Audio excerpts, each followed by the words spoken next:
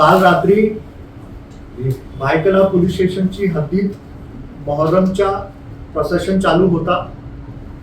त्या दरम्यान मुंबई पोलिसांना एक संशयित व्यक्ती तिथे मिळाला, जो की कॅप्सूल तिथे वाटप करत होता. पोलिसांना संशय आला आणि त्याची विचारपूस केली तर त्याने सांगितला की तो हे पेन रिलीफची कॅप्सूल वाटप करतोय, परंतु तिथे कुठली परवानगी न घेता तो अशा प्रकारची कॅप्सूल वाटप करत होता. म्हणून मुंबई पोलिसांनी त्याच्याकडून सगळा साठा जप्त केला आणि तसेच त्याची वैयक्तिक माहिती जसे की त्याचा आधार कार्ड नंबर, त्याचा मोबाईल नंबर, त्याचा पासपोर्ट इत्यादी हे लगेच जप्त केला आणि नोंदवला.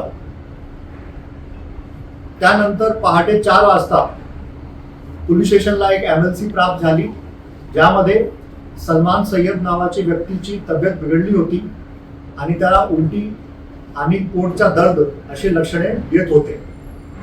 लगेच दोन्ही गोष्टींना लिंक करून एक पथक लगेच रवाना झाला आणि प्राप्त असलेली माहितीच्या आधारावरून आणि तांत्रिक माहितीवरून हा जे आरोपी आहे, ज्याचं नाव आहे फैयाज प्रेमजी, याला ताब्यात घेतला आणि विचारपूस करून याने कबुली दिली की त्याचा उद्देश एक मोठे प्रमाणात कॅप्सूलचं वाटप करून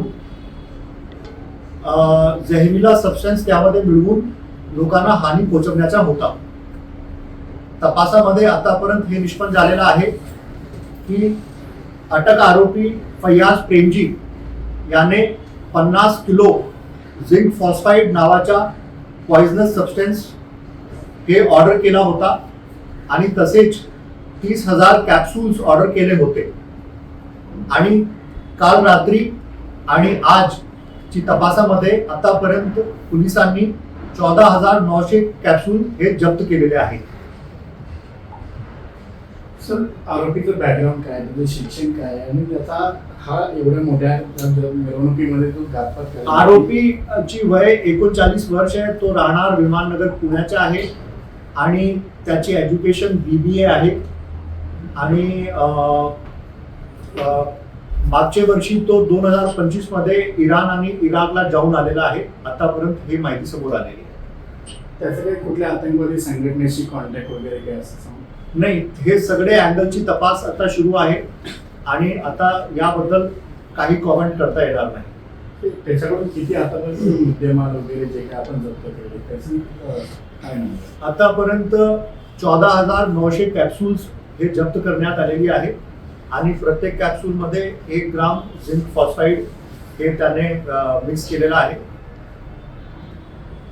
आता पहाटे एक व्यक्ती इमर्जन्सी आपल्याकडे आली होती, त्यानंतर आता असून काही अशा लोकांना त्रास वगैरे हा प्राथमिक माहिती मिळती आहे, परंतु खूप कमी प्रमाणात अशा झालेल्या आहे आणि फक्त मुंबई पोलिसांची जे सतर्कता होती, अलर्टनेस होती आणि लगेच त्यांनी जे निर्णय घेतले आणि लगेच जे तपास पथक तयार केले, त्यामुळे एक खूप मोठा हादसा टाळलेला आहे असं म्हणता येईल. आणि किती कॅप्सूल वितरित केलेले होते आणि काही पैशांमध्ये होता? खूप कमी संख्येमध्ये कॅप्सूल वितरित झालेले आहे. इनिशियल स्टेजमध्येच पोलिसांचे पथकने त्याला अडकून त्याचा जे काही उद्देश होता त्याला लगेच उद्ध्वस्त केला. मोफत देत होता?